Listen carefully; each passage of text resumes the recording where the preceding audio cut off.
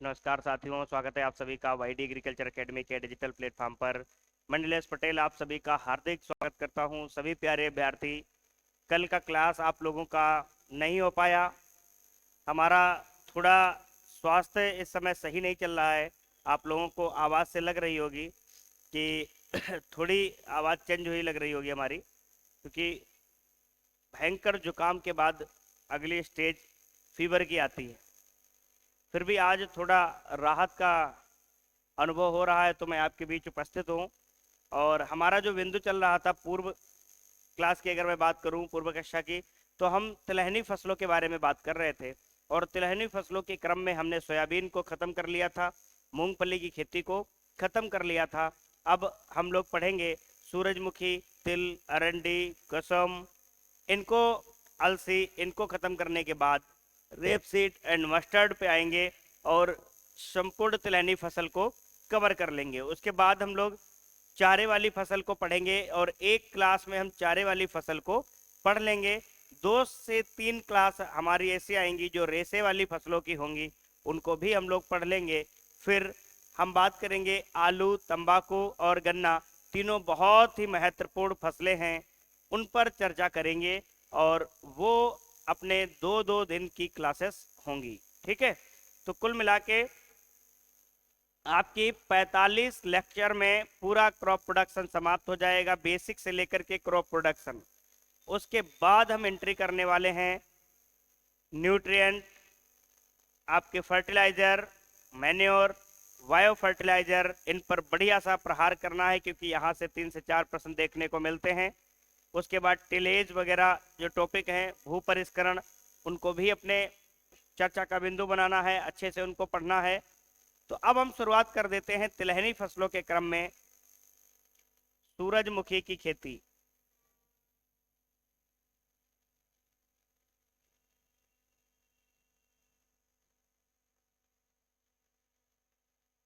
सूरजमुखी की खेती,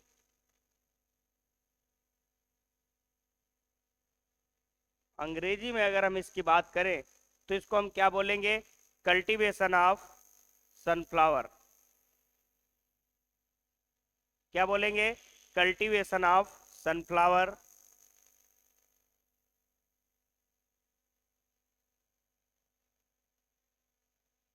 सूरजमुखी को हम क्या बोलते हैं? सनफ्लावर। सभी लोग देखे होंगे गांव में, खेतों में पौधे लगे रहते हैं जिन पर पुष्प आते हैं, पीले कलर के पुष्प रहते हैं, देखने में बड़े अच्छे लगते हैं। गांव में कहावतें भी चलती हैं कि जिधर सूर्य का मुंह होता है उधर ही सूरजमुखी का फूल घूमता रहता है। सुना होगा आप लोगों ने कहावतें गांव की, ठीक है। चलिए अब हम इस पर बेसिक सा डिटेल लिखते हैं, जो सामान्य सा परिचय है इसका। जैसे इसका वैज्ञानिक नाम क्या है? तो इसका वैज्ञानिक नाम होता है हेलियंथस एनस। हेलियंथस एनस, ये इसका वैज्ञानिक नाम होता है, हेलियंथस एनस। परिवार इसका कौन सा होता है, कुल कौन सा होता है? तो परिवार की बात कर लेते हैं तो कंपोजिटी परिवार का ये पौधा होता है। कौन से परिवार का होता है? कंपोजिटी। इसी का एक दूसरा नाम होता है एस्टेरेसी। एस्टेरेसी, ये दोनों एक ही कुल के हैं, ठीक है। अब हम बात करते हैं कि इसमें गुणसूत्र कितना होता है। तो गुणसूत्र की बात करते हैं, 2n बराबर 34 होता है। क्या होता है? 34 होता है गुणसूत्र किसमें? सूरजमुखी के अंदर। अब हम बात करते हैं, सूरजमुखी को हम पढ़ते हैं, ये ओरिजिनेटेड कहाँ से है, मतलब कहाँ इसका उत्पत्ति स्थान मानते हैं हम लोग। तो उत्पत्ति स्थान के बारे में हम बात कर लेते हैं।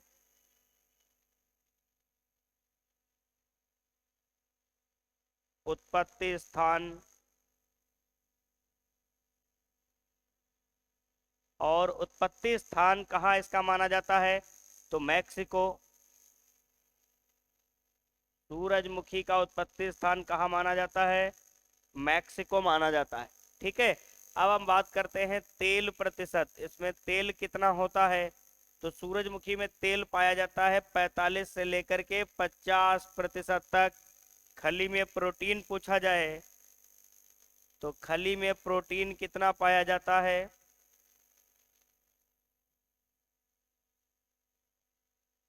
खली में प्रोटीन जो होती है वो 40 से लेकर के 44% तक देखने को मिलती है। 40 से लेकर के 44% तक यहाँ पर प्रोटीन आपको देखने को मिलेगा। ठीक है, साथ ही साथ अगर हम बात कर लें कुछ और महत्वपूर्ण बिंदुओं की तो हम चर्चा करते हैं। जैसे इसका पुष्पक्रम क्या होता है, यहां से क्वेश्चन आ जाता है पुष्पक्रम। तो जो पुष्पक्रम होता है सूरजमुखी का, इसको हम बोलते हैं मुंडक। क्या बोलते हैं? मुंडक। अंग्रेजी में कैपिटलम।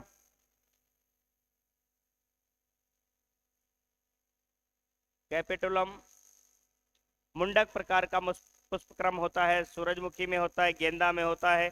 ये पुष्पक्रम की बात कर लिए। परागण की बात कर लेते हैं।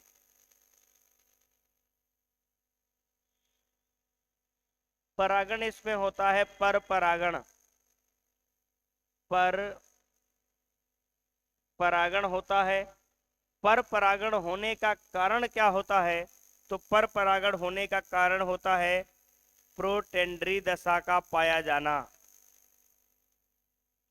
प्रोटेंडरी दशा के कारण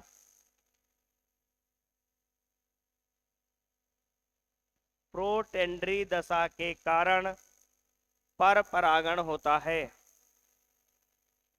पर परागण होता है किसके कारण? प्रोटेंडरी दशा के कारण।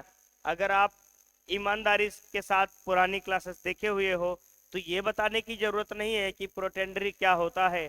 फिर भी अगर कुछ नए बच्चे हमारी क्लास कर रहे हैं और वो अभी तक चैनल को सब्सक्राइब नहीं किए हैं तो चैनल को पहले सब्सक्राइब कर लें और नोटिफिकेशन वाला बटन को प्रेस कर लें ताकि आने वाली जो क्लासेस हैं आपको मिलती रहे।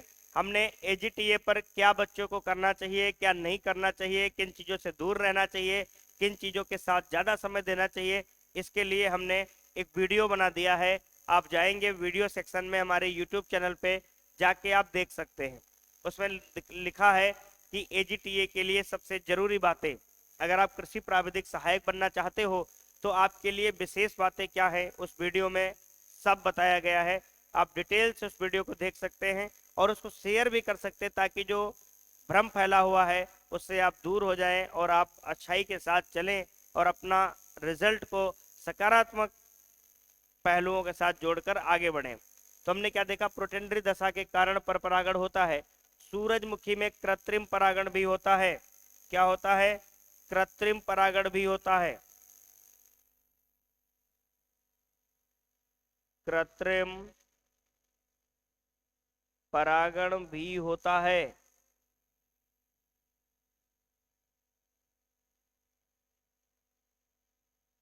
कैसे होता है कृत्रिम परागण? हाथ द्वारा। अब ये हाथ द्वारा कैसे परागण होता है तो हम इसको भी जानेंगे। जैसे सूरजमुखी के पुष्प लगे हुए हैं, हम क्या करेंगे? इस प्रकार से उस सारे पुष्पों पे हाथ फेरते हुए चले जाएंगे। किसी से पोलन टच होगा, किसी मादा पुष्प के स्टिग्मा पर ये यहाँ टच होगा, तो वो इस प्रकार से पोलन ट्रांसफर होते रहते हैं और माना जाता है उसको कृत्रिम परागण। तो पूछा जाता है क्वेश्चन कि कृत्रिम परागण किस फसल में होता है? तो एग्रोनॉमी के केस में अगर हम देखेंगे तो सूरजमुखी में कृत्रिम परागण हमको देखने को मिलता है। वैसे परागण पर परागण होता है जिसको क्रॉस पोलिनेशन कहते हैं। किस वजह से होता है? प्रोटेंडरी दशा पाए जाने के कारण पर परागण देखने को मिलता है। किसके अंदर? सूरजमुखी के अंदर। तो ये कुछ महत्वपूर्ण बातें थी, इनको आप फटाफट से स्क्रीनशॉट ले लेंगे।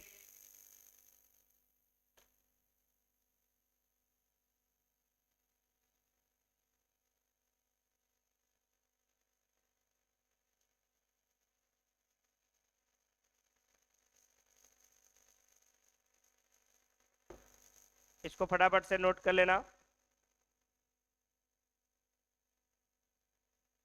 और क्लास को शेयर ज़्यादा से ज़्यादा मात्रा में करते रहें ताकि हर बच्चा क्लास से जुड़ता रहे और अच्छे से अपनी पढ़ाई को आगे बढ़ा सके। ठीक है, अब हम बात करते हैं सूरजमुखी से संबंधित कुछ अन्य बातें, जैसे तिलहनी फसलों के रूप में सूरजमुखी भारत में सबसे पहले कब आई?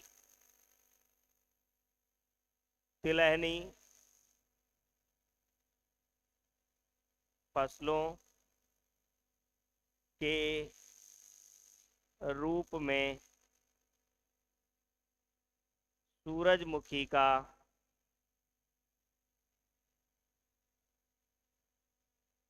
भारत में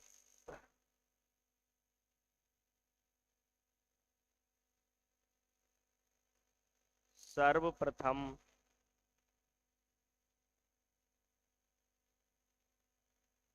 आगमन कब हुआ? सर्वप्रथम आगमन कब हुआ?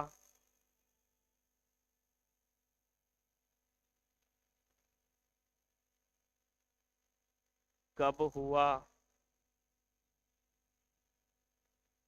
1969। कब हुआ? 1969 में सबसे पहले सूरजमुखी का तिलहनी फसलों के रूप में भारत में आगमन हुआ। और ये जो फसलें हैं ये नए विश्व की तिलहनी फसलें हैं। कैसी हैं? नए विश्व की तिलहनी फसलें हैं। अगला लिखेंगे, विश्व में सर्वाधिक उत्पादन, विश्व में सर्वाधिक उत्पादन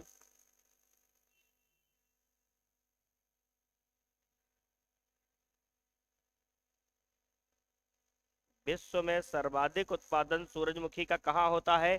तो रूस में होता है, भारत का हितैषी देश रूस। आप लोग कमेंट बॉक्स में मुझे बताओगे कि रूस की राजधानी क्या है। फटाफट से कमेंट में आप लोग लिखोगे कि रूस की राजधानी क्या है, हम तब समझेंगे कि आप लोग जीएस में भी थोड़ा बहुत रुझान रख रहे हो। ठीक है, हाँ फटाफट से बताइएगा। उसके बाद हम बात करते हैं भारत में सर्वाधिक उत्पादन। भारत में सर्वाधिक उत्पादन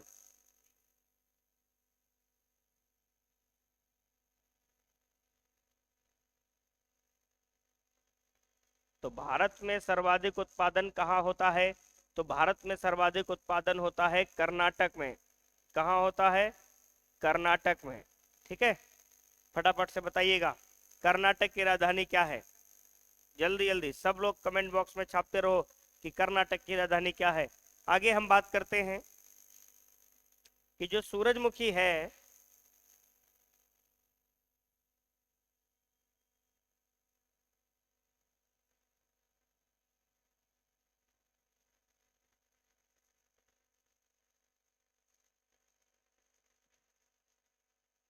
खरीफ ऋतु का तिलहन है।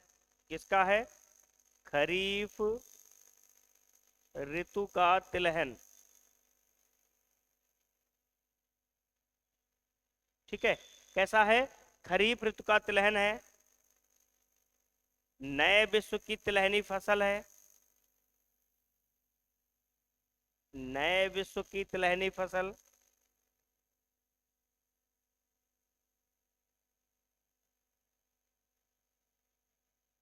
उसके साथ ही साथ C3 पादप है, पर परागित है, लिखा चुके हैं, पर परागित एवं दिवस निष्प्रभावी पादप है, एवं दिवस निष्प्रभावी पादप है। दिवस निष्प्रभावी की अगर हम बात करेंगे तो इसको डे न्यूट्रल प्लांट बोलते हैं। डे न्यूट्रल प्लांट, इसको क्या बोलेंगे? डे न्यूट्रल प्लांट बोलेंगे। और दिवस निष्प्रभावी होने के कारण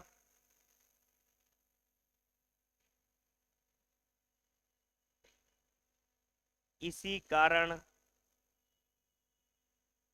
सूरजमुखी को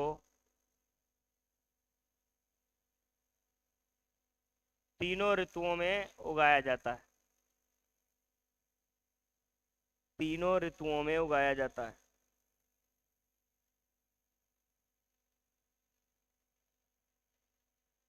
तीनों ऋतुओं में उगाया जाता है।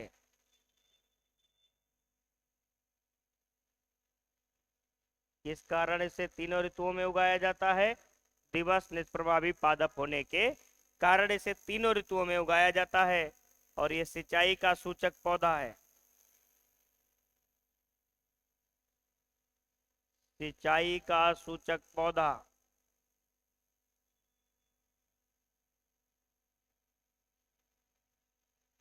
क्या है? सिंचाई का सूचक पौधा है। तो इतने कुछ पॉइंट्स थे जो सूरजमुखी से जुड़े हुए थे, इम्पोर्टेंट थे, आप इनको लिख लीजिएगा। जो भी पॉइंट्स बनते हैं इम्पोर्टेंट होते हैं हम आपको लिखा देते हैं कि हाँ कोई भी प्रश्न आपका छूटने ना पाए। कहने का मतलब है एक भी प्रश्न आपका यहाँ से छूटने ना पाए। अगर एक भी प्रश्न छूट गया तो फिर अच्छा नहीं लगता है कि हम क्रॉप भी पढ़े और हमारा क्वेश्चन भी पेपर में नहीं बन पाया। तो सूरजमुखी से जितने भी पॉइंट्स आपके पेपर में बनेंगे सारे के सारे पॉइंट्स हम आपको विधिवत विस्तार पूर्वक सारी चर्चा करेंगे। अभी जो कॉन्सेप्ट आएंगे समझाने वाले मैं उनको समझाऊंगा भी, और जो सिर्फ लिखाने वाले होते हैं उनको मैं लिखा देता हूँ बोर्ड पे ताकि आप याद रखो। हाँ ध्यान रहे कि इस प्रकार से जो हम खुद लिख के आपको पढ़ा रहे हैं ये आपको जल्दी याद होगा, रिवाइज करने में आपका टाइम ज्यादा नहीं लगेगा। यही अगर हम पीपीटी से आपको पढ़ा देते तुरंत आपको सब याद हो जाता। पीपीटी से पढ़ाने का मतलब है आपको तुरंत सब याद हो जाएगा। हम पीपीटी में इतना गहन से आपको कहानी नुमा समझा देंगे आपको सब याद हो जाएगा, परंतु आप 8-10 दिन बाद जब उसका रिवीजन करने बैठोगे ना तो पता ही नहीं चलेगा क्या पढ़े थे हम पुरानी क्लासेस में, फिर आपको कुछ नहीं समझ में आएगा।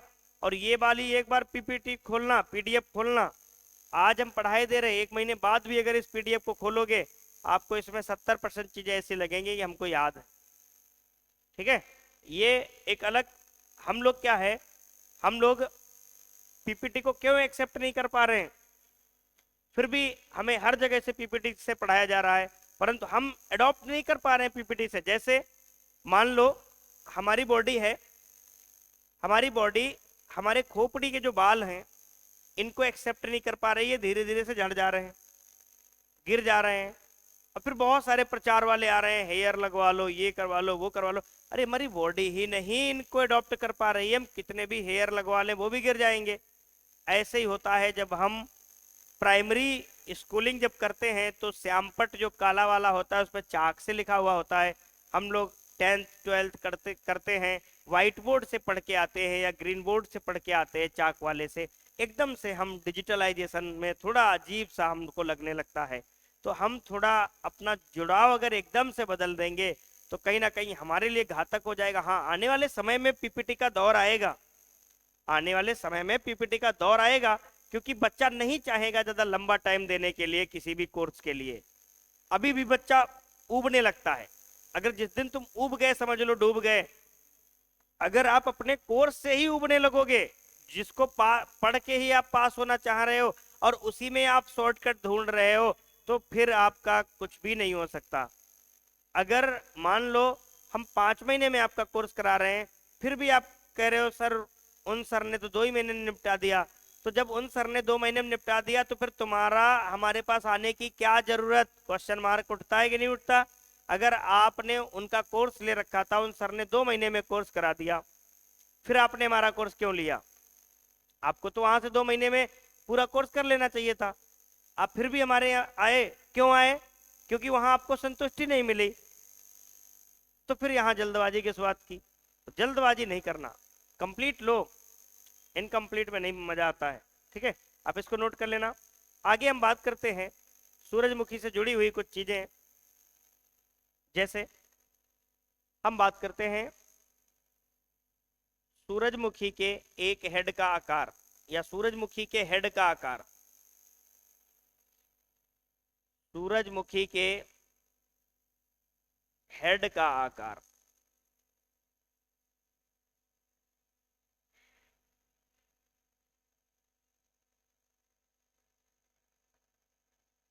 हेड का आकार होता है 10 से 15 सेंटीमीटर। क्या होता है साहब, हेड क्या होता है? जरा देखते हैं हेड क्या होता है।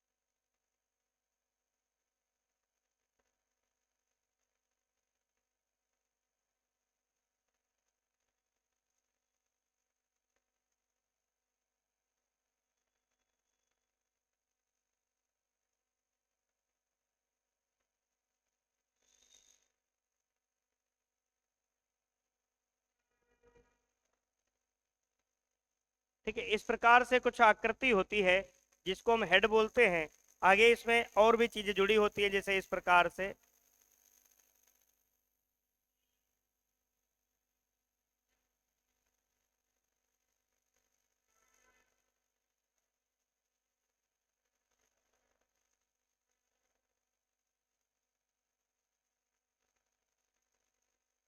ये इस प्रकार से पुष्प रहता है और ये हेड होता है, ये होता है हेड। ये इसका आकार होता है 10 से 15 सेंटीमीटर। ठीक है, जो सूरजमुखी में हेड होता है इसका आकार कितना होता है? 10 से लेकर के 15 सेंटीमीटर।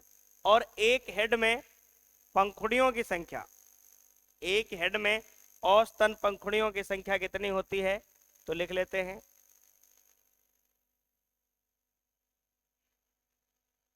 एक हेड में औसतन पंखुड़ियों की संख्या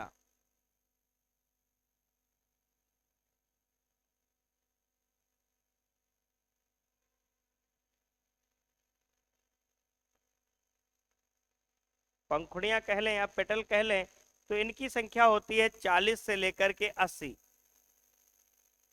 40 से लेकर के 80 होती है। और एक हेड में बीजों की संख्या अगर पूछ ले कि इसमें बीज कितने होते हैं, तो बीज की बात कर लेते हैं।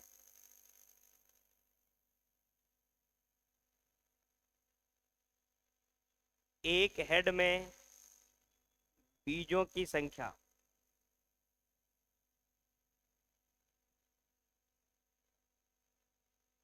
बीजों की संख्या कितनी होती है? 350 से लेकर के 2000 बीज तक देखने को मिलते हैं। एक जो हेड होता है इसमें बीज देखने को मिलते हैं। ठीक है, यहां तक बात कर लिए। अब हम बात करते हैं सूरजमुखी का पुष्प।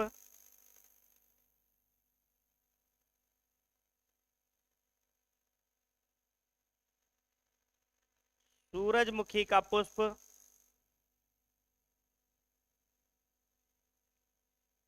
ऑक्सीजन हार्मोन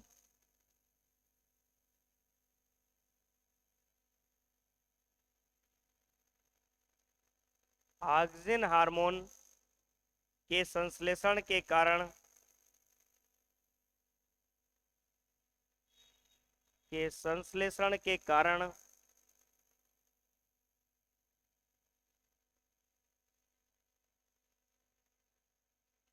सूर्य की दिशा की ओर, सूर्य की दिशा की ओर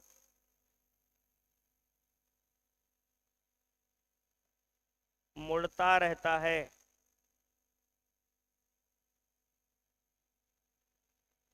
मुड़ता रहता है।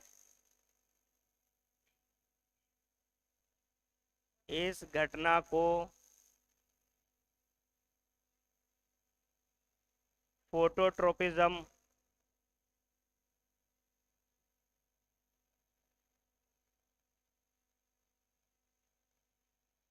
फोटोट्रोपिज्म या हेलियोट्रोपिज्म कहते हैं।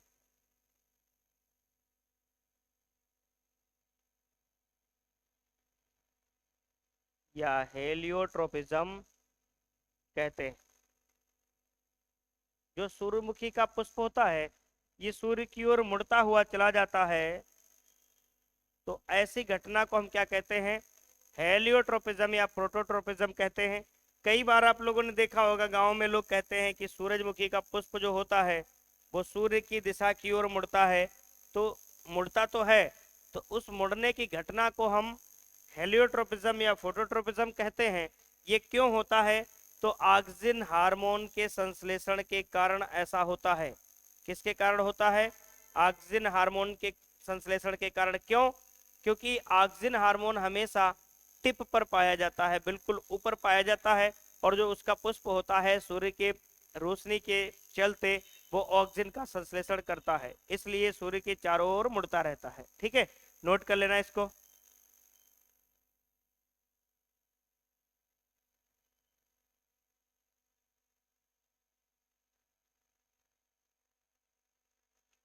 इसको फटाफट से नोट कर लीजिएगा।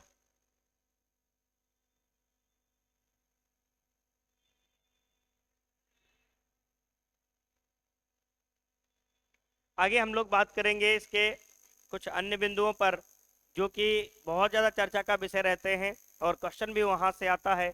लिनोलिक अम्ल की बात आती है तो हम लोग लिखते हैं लिनोलिक अम्ल।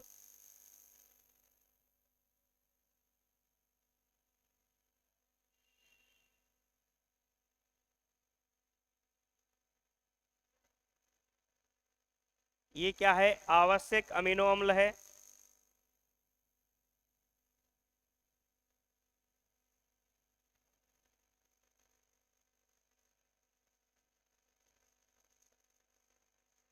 आवश्यक अमीनो अम्ल, और अमीनो अम्ल किसका निर्माण करते हैं, प्रोटीन का निर्माण करते हैं। ये जो अमीनो अम्ल होते हैं ये प्रोटीन का निर्माण करते हैं, तो कह सकते हैं प्रोटीन का जन्मदाता भी अमीनो अम्ल को बोला जाता है। जो लिनोलिक अम्ल होता है ये हृदय रोगियों के लिए अच्छा होता है।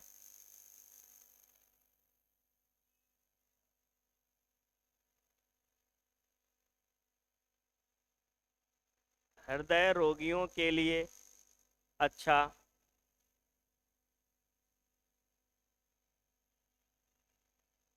ठीक है, हृदय रोगियों के लिए ये अच्छा माना जाता है।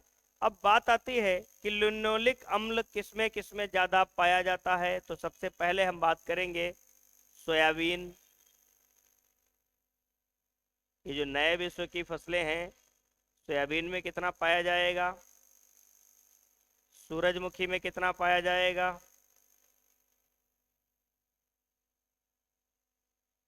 कुसुम में कितना पाया जाएगा।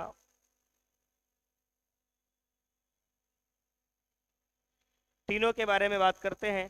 तो सोयाबीन के अंदर जो लिनोलिक अम्ल होता है ये 56 से लेकर के 60% तक देखने को मिलता है। 56 से लेकर के 60% तक देखने को मिलता है। सूरजमुखी की बात कर ले हम, तो सूरजमुखी में ये 64% देखने को मिलता है। और कुसुम की मैं बात कर लूं तो ये 78% तक देखने को मिलता है। तो सर्वाधिक अगर पूछा जाए कि लिनोलिक अम्ल कहाँ देखने को मिलेगा, तो सर्वाधिक लिनोलिक अम्ल की जब बात करेंगे हम लोग तो कुसुम के अंदर देखने को मिलेगा। किसके अंदर, कुसुम के अंदर देखने को मिलेगा। कुसुम क्या है, एक कांटेदार तिलहनी फसल है। कांटेदार तिलहनी फसल, तिलहनी फसल, ठीक है, ये नोट कर लेना। एक उसके बाद पॉइंट लिख लेना, सूरजमुखी की फसल में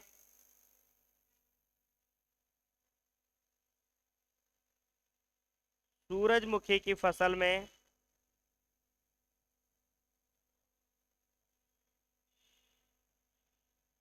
ट्रैप क्रॉप के रूप में किसे यूज करते हैं,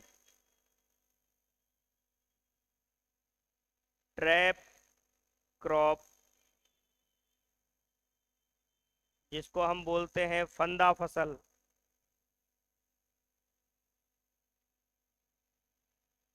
फंदा फसल के रूप में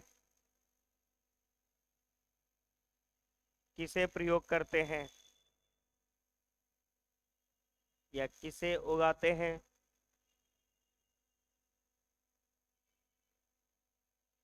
तो सूरजमुखी की फसल में हम फंदा फसल के रूप में किसे उगाते हैं, गेंदा, मैरीगोल्ड जिसको बोलते हो, गेंदा।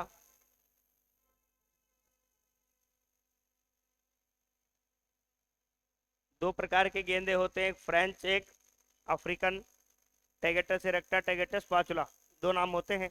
तो सूरजमुखी की फसल में हम ट्रैप क्रॉप या फंदा फसल के रूप में किसे उगाते हैं? गेंदा की फसल को उगाते हैं। ये बहुत बार क्वेश्चन आया हुआ है कि सूरजमुखी की फसल में ट्रैप क्रॉप के रूप में किसे यूज करेंगे? गेंदा। ये पहले भी पढ़ा रखा है हमने, बेसिक जो क्लासिफिकेशन पढ़ा रहे थे। दूसरा, ये कुसुम वाला याद रखना, कुसुम आगे हम पढ़ाएंगे भी आपको, बस यहाँ पर इतना जान लीजिए कुसुम के बारे में कि ये थोर्नी ऑयल सीड क्रॉप है, मतलब कांटेदार तिलहनी फसल है।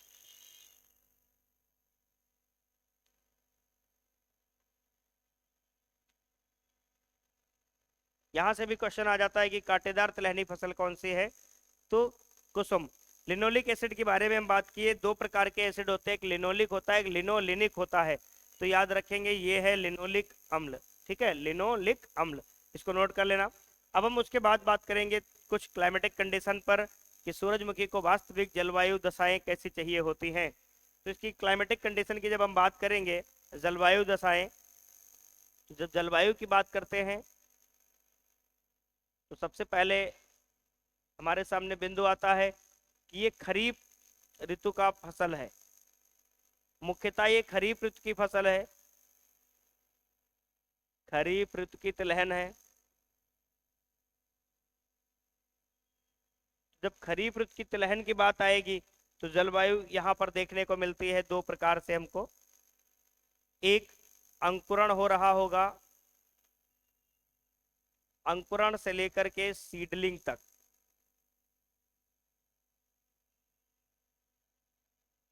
अंकुरण से लेकर के सीडलिंग अवस्था तक इसको गर्म जलवायु चाहिए होती।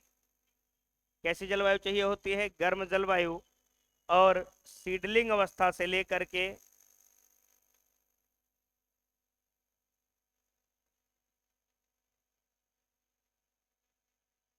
सीडलिंग अवस्था से लेकर के परिपक्वता के समय या परिपक्व अवस्था तक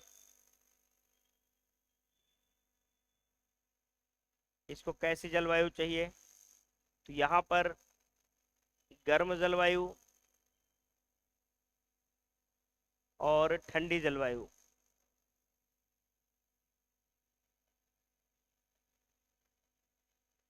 ये हमने जलवायु के बारे में बात कर ली। मिट्टी कैसी चाहिए?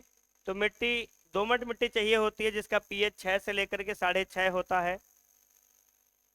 मिट्टी के बारे में चर्चा कर लेंगे।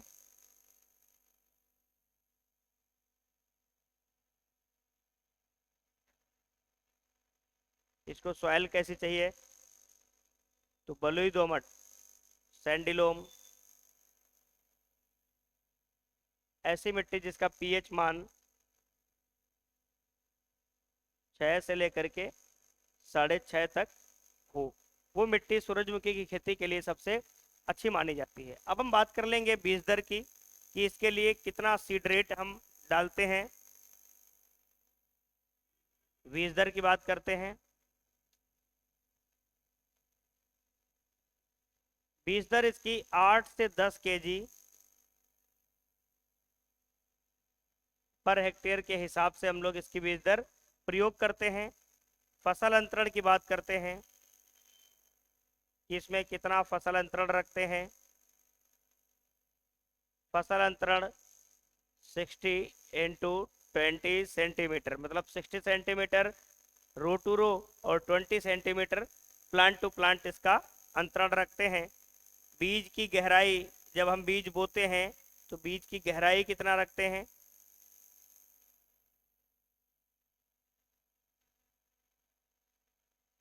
3 से लेकर के 4 सेंटीमीटर तक बीज को गहरा बोते हैं। ठीक है, 3 से लेकर के 4 सेंटीमीटर जमीन में नीचे बीज डालते हैं। कारण, क्योंकि इसके जो कोलियोप्टाइल की लंबाई होती है वो 3 से 4 सेंटीमीटर होती है। कोलियोप्टाइल क्या होता है? एक सुरक्षा कवच होता है, किसका? प्लमूल का। यहां तक हमने देखा। अब बात करते हैं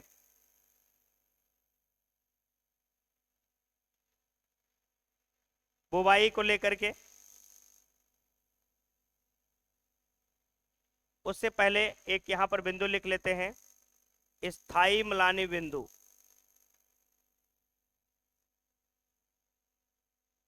स्थायी म्लानी बिंदु जिसको बोलते हैं हम लोग परमानेंट विल्टिंग पॉइंट या PWP, परमानेंट विल्टिंग पॉइंट।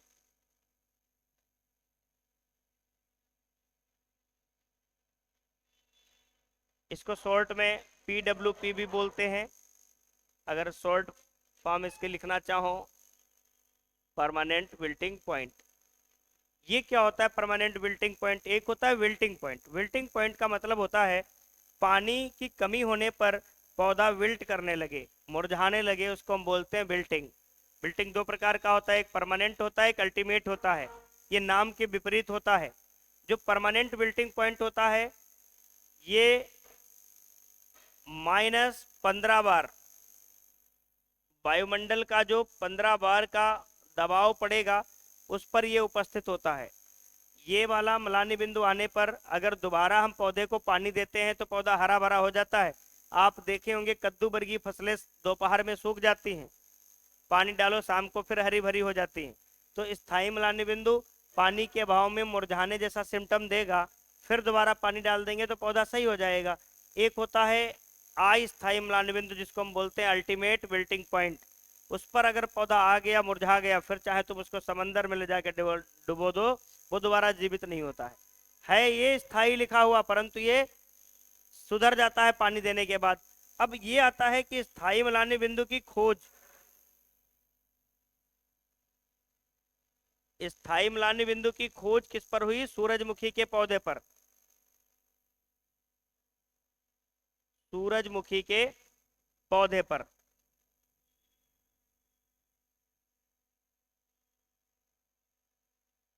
और बात आती है खोज की किसने?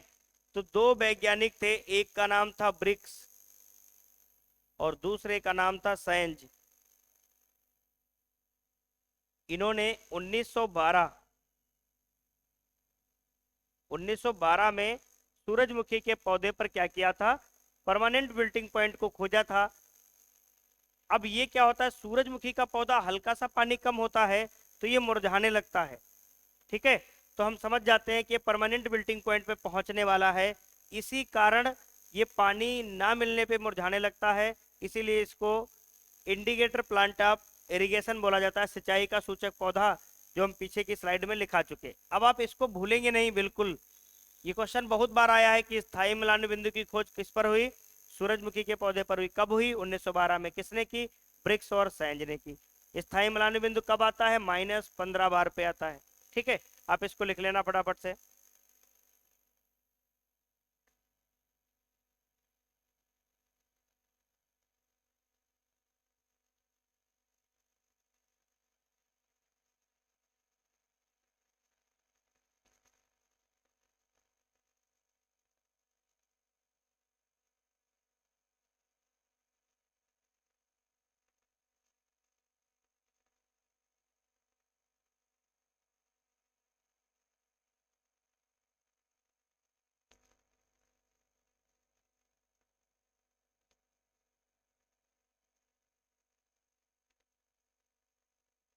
आगे हम लोग देखते हैं, यहां तक देखा ना, सीड वगैरह, सीड रेट वगैरह, बिल्टिंग पॉइंट वगैरह। अब हम देख लेते हैं कि इसमें बुवाई का जो समय रखा जाता है सूरजमुखी में, वो क्या रखा जाता है। बहुत इंपॉर्टेंट है, यहाँ से कई बार क्वेश्चन आया हुआ है। बुवाई का समय, हम बोलते हैं ना कि सूरजमुखी की फसल जो है वो मुख्यतः खरीफ ऋतु की है, परंतु ये दिवस निष्प्रभावी होने के कारण इसको हम तीनों ऋतुओं में उगाते हैं। तो बुवाई के समय की जब बात आती है तो तीनों ऋतुओं की आती है। सबसे पहला खरीफ ऋतु।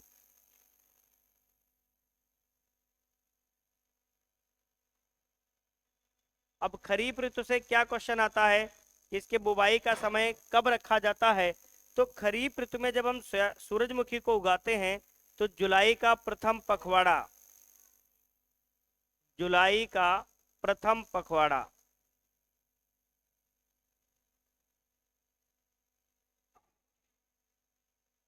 अब जब जुलाई का प्रथम पखवाड़ा होता है, खरीफ ऋतु में इसको उगाते हैं, ये 80 से 90 दिन में 80 से 90 दिन में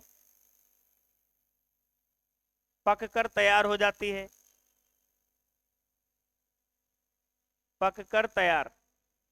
क्वेश्चन कई बार आया हुआ है कि खरीफ ऋतु में जब भी हम सूरजमुखी को उगाएंगे तो कितने दिन में फसल तैयार हो जाएगी।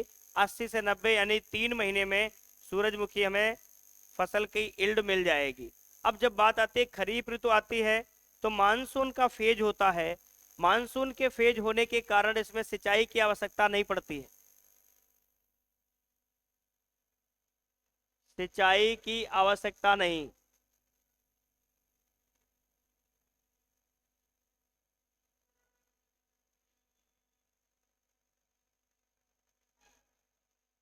तो यहां पर सिंचाई की आवश्यकता नहीं होती है। दूसरे ऋतु की जब हम बात कर लेते हैं, खरीफ के बाद आता है रवि ऋतु।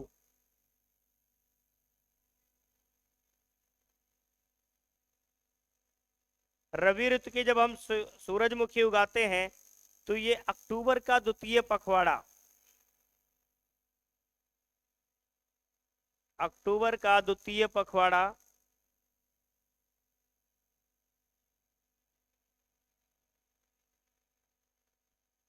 और ये जो रवि ऋतु में हम सूरजमुखी उगा रहे हैं ये लगभग लगभग 105 से 130 दिन तक ये फसल पककर तैयार होती है। 105 से लेकर के 130 दिन में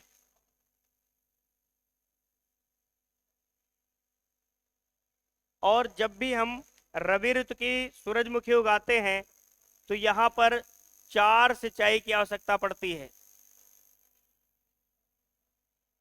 4 सिंचाइयों की आवश्यकता पड़ती है। कौन कौन सी अवस्था पर? तो पहला है प्री सोइंग, मतलब फसल बुवाई से पूर्व, प्री सोइंग। दूसरा करते हैं 40 DAS। DAS का मतलब होता है डेज आफ्टर सोइंग। यहां पर लिख लेना डेज आफ्टर सोइंग।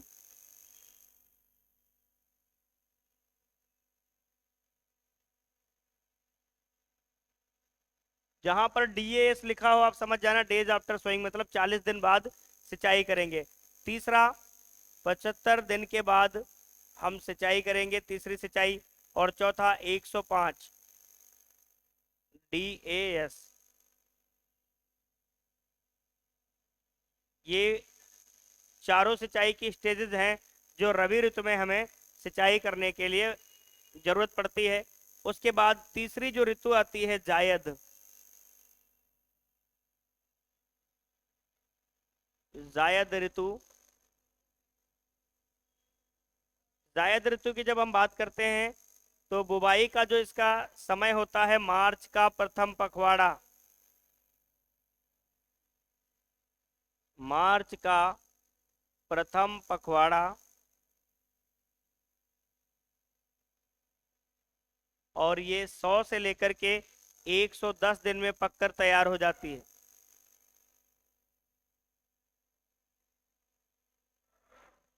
100 से लेकर के 110 दिन में पक कर तैयार।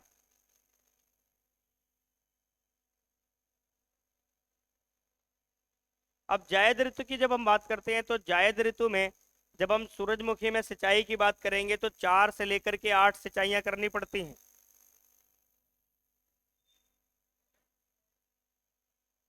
4 से लेकर के 8 सिंचाइयां, और वो भी 10 से 15 दिन के इंटरवल पर, 10 से 15 दिन के अंतराल पर।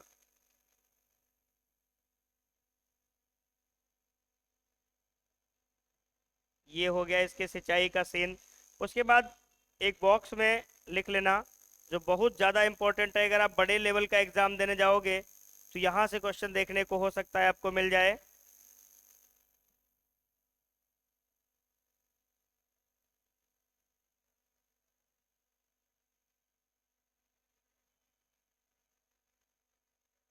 फ्लावरिंग टू ग्रेन फिलिंग, मतलब पुष्पावस्था के बाद दाने बनने तक पुष्पावस्था से लेकर के दाने बनने तक सिंचाई की क्रिटिकल स्टेज मानी जाती है?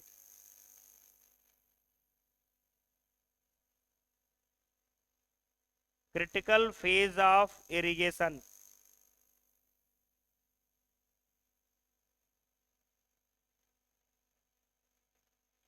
यहाँ पर ये क्रिटिकल फेज माना जाता है इरिगेशन का। तो अगर कोई पूछे कि सूरजमुखी में सबसे ज्यादा इंपॉर्टेंट इरिगेशन कहाँ पे होता है, तो फ्लावरिंग टू ग्रेन फिलिंग, मतलब पुष्पावस्था के बाद इसमें जब दाने भरने लगते हैं ना फली के अंदर, तब तक इसकी सिंचाई का बहुत महत्वपूर्ण समय माना जाता है। रबी में 4 सिंचाई करेंगे और जायद में 4 से लेकर के 8 सिंचाई करेंगे, और खरीफ में सिंचाई की कोई आवश्यकता नहीं, क्योंकि मानसून उस समय चल रहा होता है। कौन सा मानसून? दक्षिणी पश्चिमी मानसून, जिससे भयंकर बारिश होती है इंडिया में। लिख लो इसको।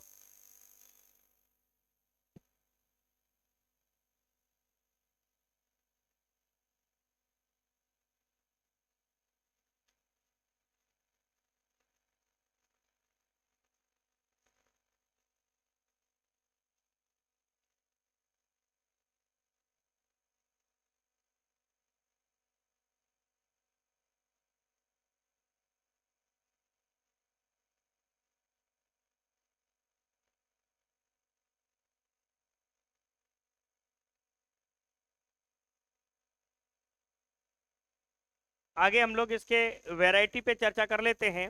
सूरजमुखी से संबंधित कुछ महत्वपूर्ण वैरायटी हैं, प्रजातियां।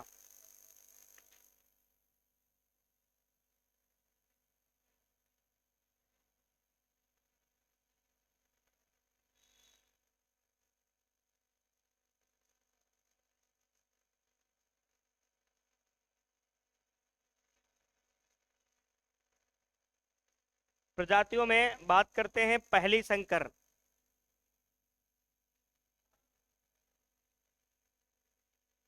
प्रथम संकर की अगर हम बात करेंगे तो BSH1।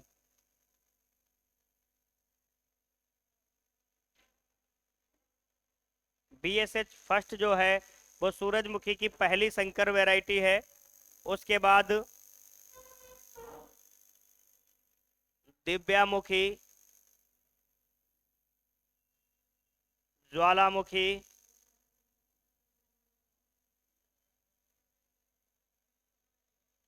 मॉडर्न, सूर्या, ये भी वैरायटी सूरजमुखी की है। जिनमें से सबसे ज़्यादा इम्पोर्टेंट है दिव्यामुखी। दिव्यामुखी से बहुत सारे प्रश्न बने हुए हैं। कई बार पेपर में क्वेश्चन आया हुआ है कि दिव्यामुखी किसकी वैरायटी है? सूरजमुखी की। अब जैसे ये मॉडर्न नाम दे रखा है, तो मॉडर्न नाम से आजकल सैलून के नाम रखे जा रहे हैं, ब्यूटी पार्लर के नाम रखे जा रहे हैं। इसका नाम लोग मॉडर्न, थोड़ा अलग टाइप से फीलिंग आती है ना नाम लेने में, ठीक है। और ब्यूटी पार्लर का तो हाल तुम लोग जानते होगे। चलिए, तो आज तक यहीं तक अपने रखते हैं। कल अपने पढ़ेंगे छोटी छोटी क्रॉप्स हैं, जैसे सेसम हो गया, तिल जिसको बोलते हैं, लिनसीड, अलसी, उसके साथ साथ कैस्टर जिसको हम अरंडी बोलते हैं। इनको निपटा लेंगे, छोटे छोटे बिंदु हैं, एक ही क्लास में सारे पॉइंट्स आ जाएंगे।